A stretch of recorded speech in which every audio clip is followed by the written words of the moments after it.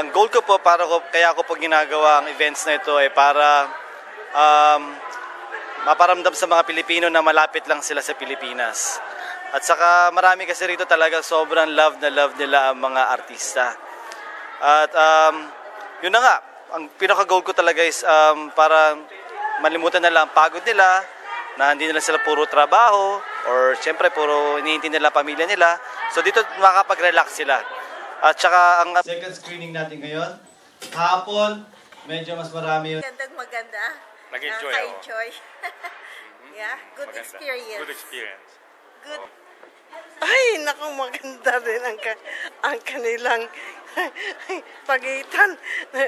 Masungit na ewan. Maganda rin. Magandang pelikula. Oh. Evening. Anong masasabi niyo sa napanood ninyo? Maganda ho. Oo. Enjoy. Anong masasabi sa pinanood ninyo? Maganda po. Sulit ang bayad. Nakakakilig. Anong masasabi ho ninyo? Nakakakilig, nakaka-inlove.